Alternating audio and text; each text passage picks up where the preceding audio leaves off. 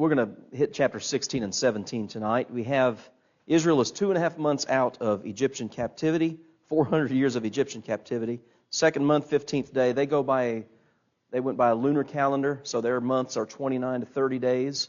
And so we are right at 2.5 months out. And just over in the margin of my Bible here at the heading of chapter 16, I don't know when I wrote this. Seems like it's been a while, but I just wrote, how difficult is it to obey God? Because that's kind of what's laid out here in chapters 16 and 17. For those of you who read ahead, what are the two complaints that Israel has in these two chapters? One in each. Well, maybe more than one, but the two primary issues that they're having here. They're hungry, and what goes with hunger? They're thirsty. All right, so how hard is it, how difficult is it to obey God? That's what we're going to talk about tonight, to an extent. First 15 verses again lays this out. So 2.5 months out of 400 years of captivity, it is not that they complained about being hungry. Hungry is a natural appetite, isn't it? And if you're walking through a wilderness, you're going to get hungry. That's not the issue. Here's the problem, your first blank. But that they charged God with delivering them from captivity just so He could kill them. And their complaint was down in verse 3, the children of Israel said unto them, would to God we had died by the hand of the Lord. He should have just killed us sooner. He did all of that. Now He's brought us out here just to kill us out here. To me, that's the problem. What they said, but also where that comes from. Where would a statement like that come from? What are they lacking? Ignorance? That's what I was thinking. A lack of... How many miracles have to be performed before these people realize... Actually, I meant to do this. Somebody do this for me. Turn over to Acts chapter 7. Who's going to do this for me? All right, Joe. Go to Acts chapter 7 for me. And read...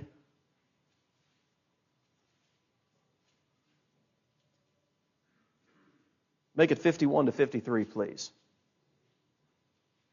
Acts 7, 51 to 53.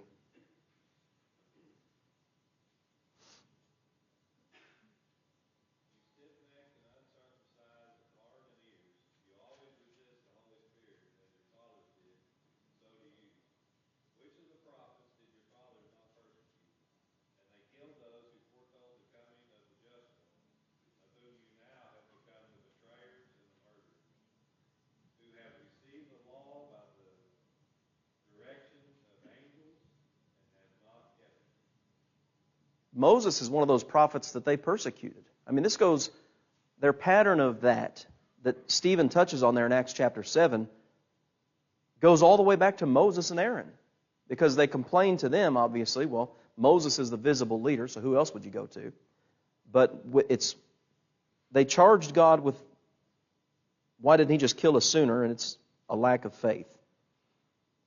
Because of, you think of, again, the plagues, the signs that God gave to Moses initially, and then you have the plagues, and then you have the deliverance, the crossing of the Red Sea, the killing of the Egyptians, and then everybody's happy and singing, chapter 15, and then we're right back down. It's like peaks and valleys with the Israelites here. And again, I can understand, and you can understand, hunger. There's nothing wrong with being hungry, and how many times have we all complained about, man, I'm starving. And we say, that's rather hyperbolic, isn't it? We're not starving to death. I've said that in my life many times, starving to death.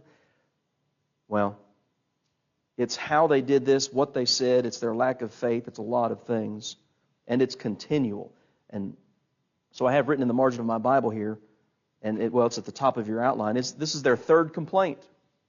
And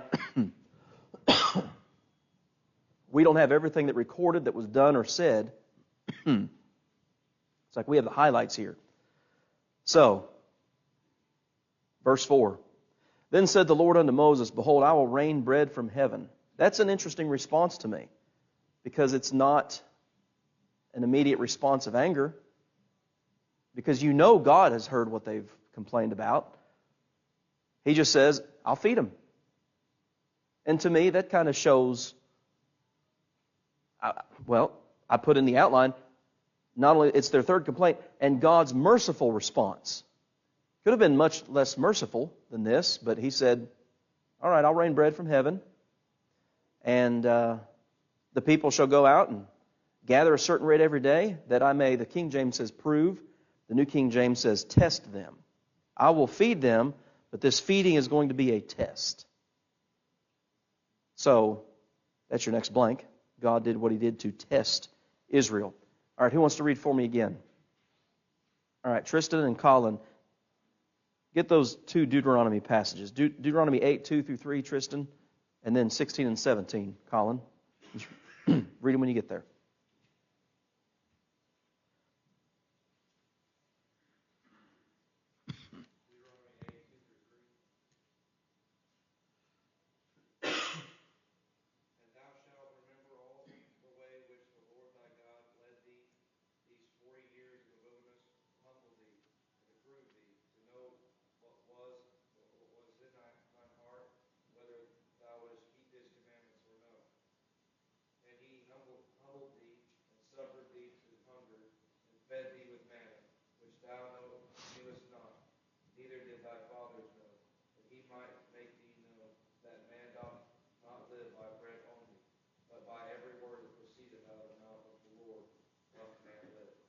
All right, 16 and 17.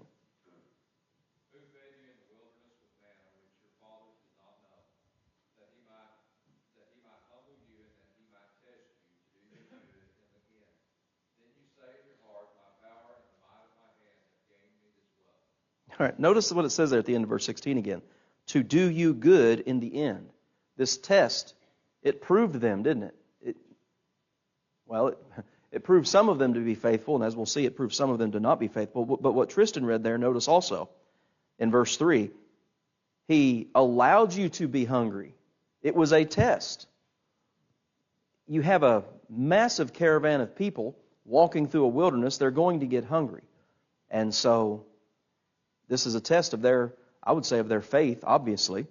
And I put in your outline here, the test of their obedience to his revealed will is about not only being hungry, but, okay, I'll feed you, but here's how you need to gather the food. And it's just, are you going to do what I say or not? And that's, like I said, that's why I wrote in the margin of my Bible, how difficult is this commandment here? How difficult is it to do what God says do? So, did they trust him enough to do what he said? That's your third blank. Yeah, third blank. And that's really what biblical faith is. Biblical faith is always active. It's not just a mental assent. Now, it includes that. I agree. I acknowledge that God is, like Hebrews 11:6. Without faith, it is impossible to please him, for he who comes to God must believe that he is. Okay? There is that mental aspect of it. But then the rest of that verse says, and that he is a rewarder of those who diligently seek him. You have to do what he says do. If you don't have faith. I don't care what you believe. If you're not willing to submit to his revealed will, you have no faith. Not only is he going to feed them, verse 4, you're going to gather a certain amount every day. Verse 5, what were they to do on the sixth day? Gather twice as much to cover what will soon be codified once they get to the mount as the Sabbath day. This is a preparation for the Sabbath day, and we'll talk about that a little bit. Bring in double on the sixth day, and it shall be twice as much as they gather daily. At even you shall know that the Lord has brought... So not only have the feeding, the instructions on the gathering, but the Lord is also going to appear to them in...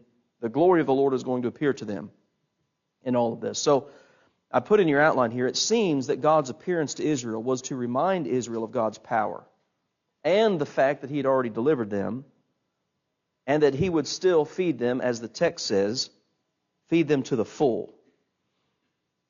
He's not just going to give them barely enough, but the text even says, I will feed them to the full. They're going to have everything that they need when they're hungry. And again, that's why I called this section, God's merciful response. All right, so what time of day was the manna going to come? It's going to come in the morning. It's going to fall as dew on the ground, right? That's what the text tells us. And they're going to gather a certain amount. Let's see. Verses 6 through 8. Moses and Aaron address the children of Israel, give them the instructions. They're going to see the glory of the Lord. In the evening, verse 8, they're going to have flesh to eat. In the morning, bread to the full. There's that phrase that I was looking for. For that the Lord heareth your murmurings, which you murmur against Him. And what are we? Why are you complaining to us? What do you want us to do? What can Moses and Aaron possibly do to feed a massive group of people like this? Your murmurings, and here's key. I've got this underlined in my Bible. Your murmurings are not against us, but against the Lord. And that verse makes me think of Acts chapter 8. No, Acts chapter 9. When Jesus appears before Saul of Tarsus on the road to Damascus. What question did Jesus ask Saul? Saul, Saul, why are you persecuting me? Well, Jesus wasn't there, and he wasn't physically attacking Jesus, but he was making havoc of the church and hauling men and women off to prison who believed in Christ. So that's a very similar statement, isn't it? Your murmurings are not against Aaron and me. They're against God Himself. So Aaron, verse 9 beginning, Moses tells Aaron, here's what you tell the people. Come near before the Lord. He has heard your murmurings. And they tell them what to do. And again, that goes all the way down through verse 15. Look at verse 15 here. When the children of Israel saw it, the manna, they said one to another, it is manna. But that's just, that's the Hebrew word. Do you know what that word means? It literally means, what is that? That's the word. And so you might, it's in fact over in verse 31, the way my New King James is lined up, verse 15 and 31 are on separate pages, but they're right across from each other. Verse 31 says, the house of Israel called the name thereof manna, and it was like coriander seed. Well, they called it manna because when they saw it, they said, what is that? So there's a bit of information you might not have had before. This is the bread which the Lord has given you to eat. And so, quail provided in the evening, manna in the morning. Jesus uses this event in John chapter 6 as a type of Himself. The type, the shadow, the foreshadowing event. What other event or object is used and specifically called a type and an antitype in your New Testament? Passover. Passover lamb foreshadowed the Christ. He is our Passover, 1 Corinthians 5:7. What else? There is also an antitype which now saves us. Baptism. 8 souls were saved through water in the ark. There's an antitype. The type is the shadow. The antitype is the reality. It's the fullness. And there are a lot of things like that in the moving from the Old Testament to the New Testament. So Jesus uses this event as a type of Himself. He is the bread of life who came down from heaven. And they had bread that literally came down from heaven here in Exodus chapter 16. Any questions or comments on those first 15 verses? Okay. Verses 16 to 21, you have God's instructions for their provision. They were to gather an omer, which is approximately 2 quarts every day. The needs of all were met, and each gathering was for that day. And the needs are met. What do you mean by that? Well, look at verse 18. He that gathered much had nothing left over, and he that gathered little had no lack. They gathered every man according to his eating, according to what he needed to eat every day. And then, of course, you have the double portion on what we would call Friday. What were they not to do with it? Once they gathered this manna, don't save any. You eat that day's provision because it'll go bad. What happens in the very next verse? Somebody read verse 20.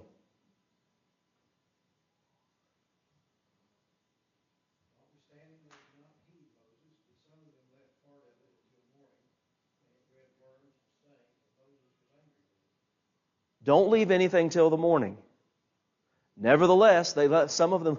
So, looking back at verse 4, why did God give them the New King James says, a quota every day? Why did He give them that quota according to verse 4? To test them. Here it is. Nevertheless, and so some failed the test. Not only are you complaining, but again, Jeff, you lack faith. You don't have faith. Because I told you something very simple to do and you didn't do it. And Moses is furious, of course. Verse 21, and they gathered it every morning, and every man according to his eating. And when the sun waxed hot, it melted. Miraculous event here, obviously. Any questions or comments on that? Not a whole lot to add there.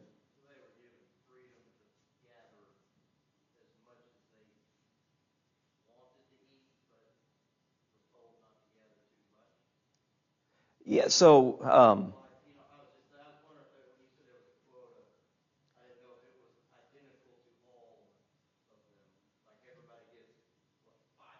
well, you get down to verse 16. Let each man, you gathered according to each one's need, an omer, which that's the 2 quarts, for each person. According to the number of persons, let every man take for those who are in his tent. So each person got a certain amount, and if you had more people, you got more.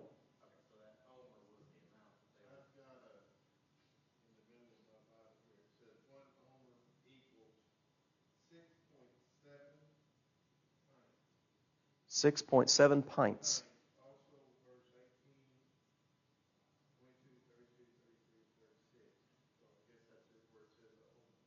Yeah.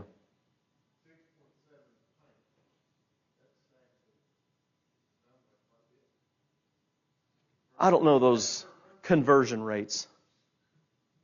A pint's smaller than a quart, right?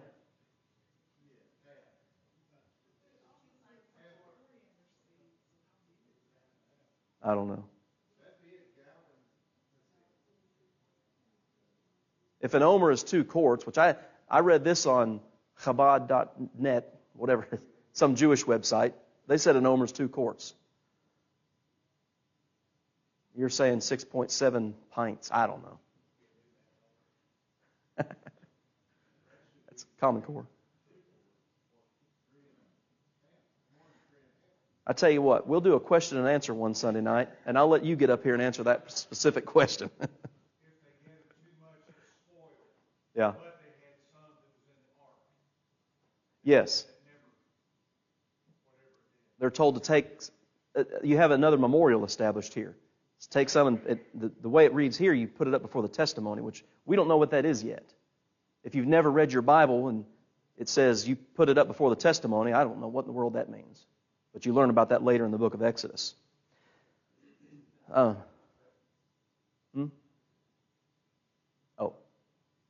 Okay. So Kelly said something about the coriander seed. How big is that? So we'll talk about that here in just a second. So 16 to 21, specific instructions failed. Verses 22 to 36, further instruction in gathering. So, again, we're not going to read all of that, but it came to pass that on the 6th day they gathered twice as much bread, 2 omers for one man.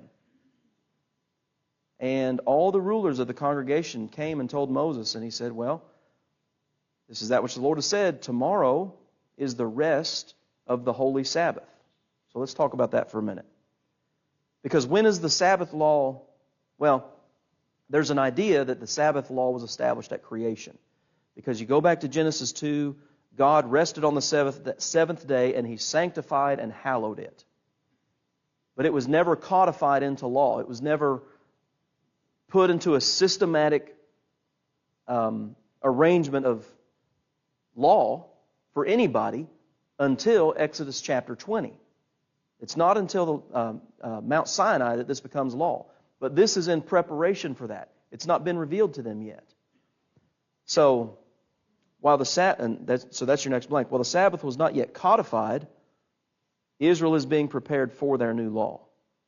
They were to gather twice as much on what we would say Friday to cover the Sabbath. And guess what happens?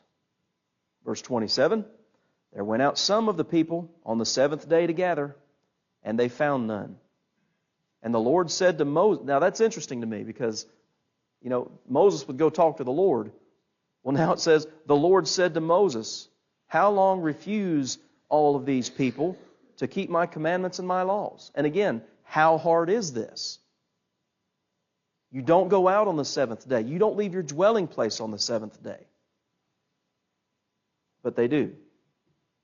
See, for that the Lord hath given you the Sabbath. Therefore he giveth you on the sixth day the bread for 2 days. Abide ye in every man his place. Let no man go out of his place on the seventh day. So the people rested. So there's like a correction here. If you went out, they failed the test, which is your next blank. And then there's that correction. All right, manna means what is it? And the coriander seed is a spice from the cilantro plant. But what does it taste like, according to this? Honey. Yeah. So instead of maybe tasting like cilantro, it tasted like, what's the dessert at the Mexican restaurant? Sopapillas. Maybe it tasted like a sopapilla. I don't know. But a honeyed wafer. Did God have to... So you think... You guys like honey in here, don't you? And wafers, whatever that means. I don't know exactly. But that's not terrible. And you think about God's provision. We talked about this in Genesis chapter 1. The way God made everything and the way He made us to see it, to experience it. Did He really have to do it that way? And make creation as beautiful as it really is and give us the capacity to see in however many different variations of color and experience all this? He could have just given them some saltines or something, But anyway. Well, yeah, they had all that stuff.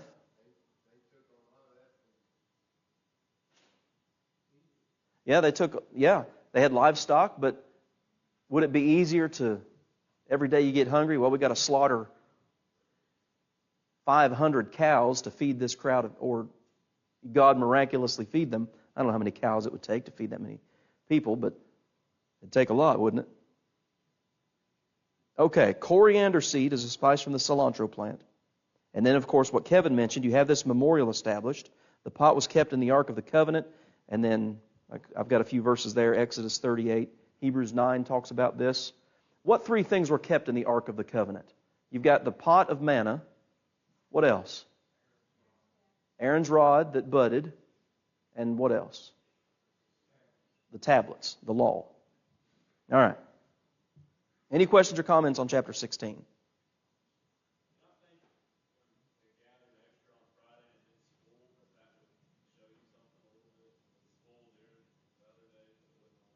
You would think it would show you something. And again, not that it would just show you something. He already said that, didn't he? Do this on the 6th day, and this is how it's going to work out. Yeah. Right.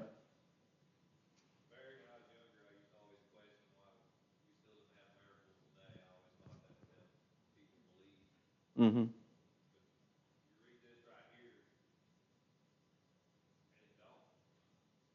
No.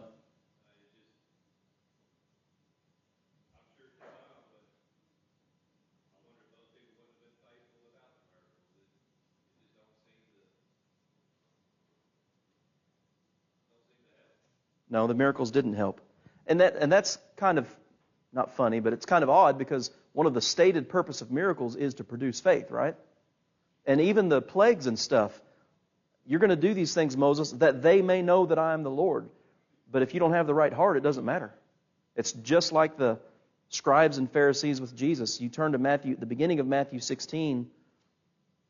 I forget what miracle he performed right before that, but Matthew 16, they say, well, show us a sign out of the heavens and we'll believe. And what was his response to that? Anybody remember? His response was no. He said, I'll give you a sign when I'm raised from the dead, but I'm not giving you a sign right now.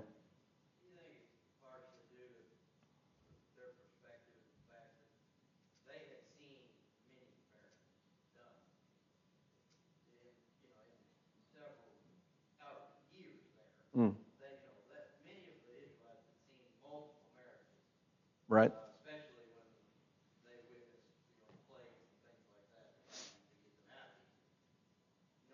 That was something that they had seen already. It had been done. They were kind of used to it. It didn't surprise them. Where if a miraculous thing happened in front of us today, where we've never seen a true miracle, would our perspective be different? Would it change people's minds differently today than it did then? Yeah. Like, that's sad to say that they were. It wasn't special to them like it would be us. Right. They were used to it. Well, I mean, they had manna was coming from the sky every day. They started to expect the miracle. Well, and not just every day for 40 years. Yeah, it got old maybe to them. Yeah. Well, there's a point where they say we hate this stuff. I think it's in the book of Numbers. The King James says we loathe this light bread. Where, if we woke up and food was falling from the sky, we would think differently, I think. Yeah. Than maybe they did. Could be. But I've wondered too along those same lines is maybe that's part of the reason why the miraculous ceased. Because even when the miraculous here and again throughout the life of Christ, throughout the life of the apostles, the book of Acts, didn't produce faith in everybody. What did you say that the purpose of the miracle was? To produce faith in the witnesses. Well, it didn't work. Yeah. Like it did. Right. Yeah, there were other reasons, but I'm just, that's one thing I thought of. I could see why that would be we would be hopeful that would be what would happen. Yeah. Well, the rich man and Lazarus. I've got 5 brothers. If somebody goes back from the dead, surely they'll believe. And what did Jesus say? What was his response to that? They have the scrolls. Yeah. Confirming the spoken word, yes. Yep. That's Hebrews 2, verses 3 and 4.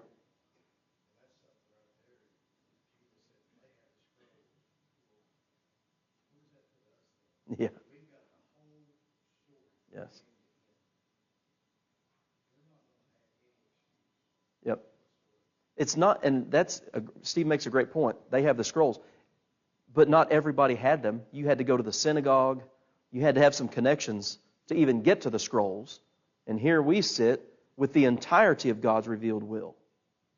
And if that won't convince people, a miracle's not going to convince them either, I don't think, So, yeah, these people were very used to it. There's no question about that, seeing these amazing events and then complaining and disobeying. All right, so they're fed now. They've got bread every day. They've got meat every day. Chapter 17, and all the congregation of Israel journeyed from the wilderness of Sin after their journeys, according to the commandment of the Lord, and pitched in Rephidim, and there was no water for the people to drink. Now again, water, you're going to need that in a journey. Walking, moving around. Wherefore the people, the King James says, they did chide with Moses. Well, they contended, the New King James says, with Moses and said, give us water that we may drink. Again, as if Moses is the source of all of their sustenance. Isn't that, and I'm just thinking out loud here, isn't that what is it, John chapter 8, when the unbelieving Jews are arguing with Jesus, didn't they, let me see here, didn't they say Moses fed our fathers in the wilderness? No, I'm sorry, John chapter 6, not John 8. Let me see here.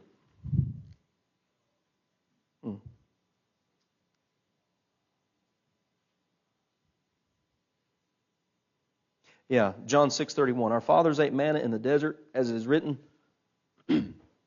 He gave them bread from heaven. And Jesus' response to that is, Moses didn't give them the bread from heaven. And so, Exodus 16, Moses feed us. Exodus 17, why haven't you given us anything to drink? And so, why do you contend with me?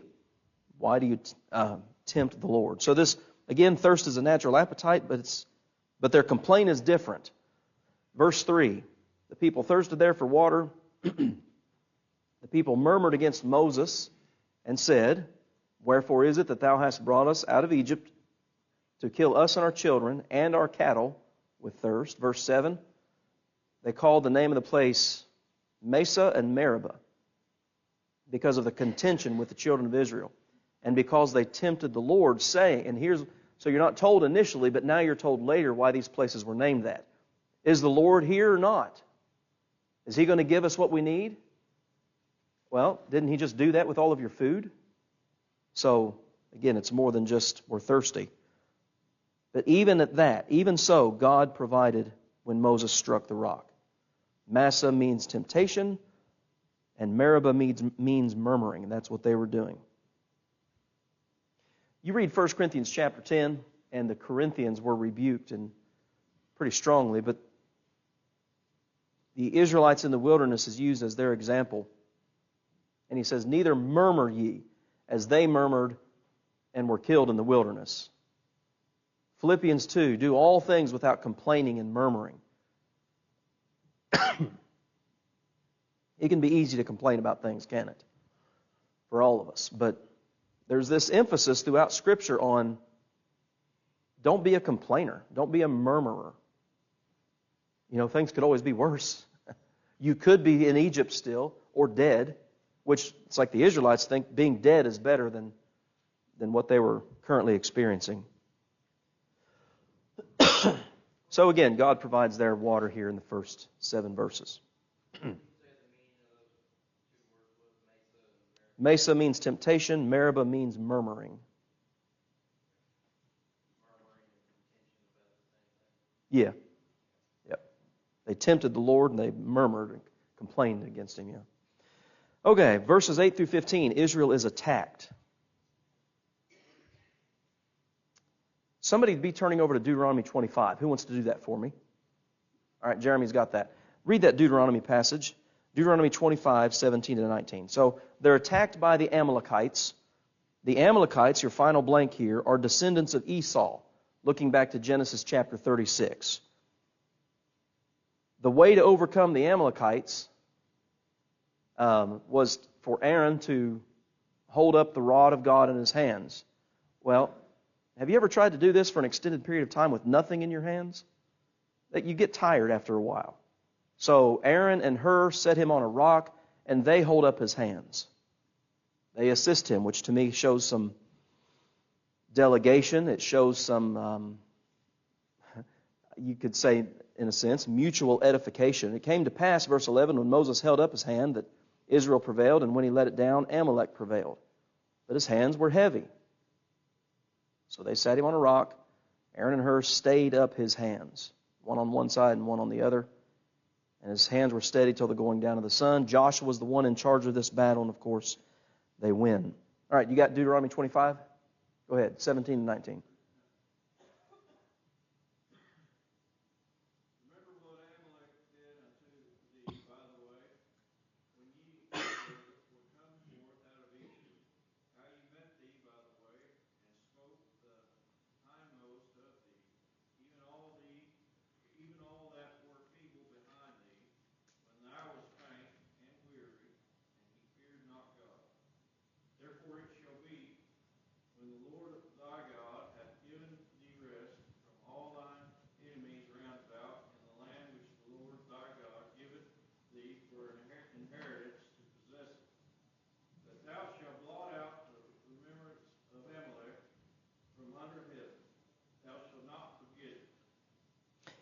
Blot out the remembrance of Amalek from under heaven. When you get to 1 Samuel 15, and people say things like, well, your God is a genocidal egomaniac. There was a reason He blotted out the Amalekites from under heaven. Because not only did they attack Israel as Israel is wandering in the wilderness, they attacked the most vulnerable part of the Israelites, the weakest part. What kind of a coward does something like that? This is like and you've seen videos of this on the news. It was going on in New York City a few years ago. People would be walking down the street and people would run up behind them and punch them in the face. You saw those reports, didn't you? Just out of nowhere. And a lot of times it would be an older person, an elderly person, just get nailed in the side of the head from behind. You can't get much lower than that kind of behavior. God has a reason for everything He does. So again, when you get to, and I put that in your outline, this account is important to remember when you get to 1 Samuel 15. And how hard was that command? Saul, destroy the Amalekites utterly. And what did he do? Not that. Yeah, the people did that. Right. Yeah, that's what happened to Saul. Okay, so they refer to him here, to God, at the end of the chapter, as Jehovah Nissi, or Nissi. The Lord is my banner. The banner, He's my rallying point. He's the place I go to. And so, because the Lord hath sworn that the Lord will have war with Amalek from generation to generation. All right, guys. A lot happened tonight, didn't it? All right. Appreciate your attention.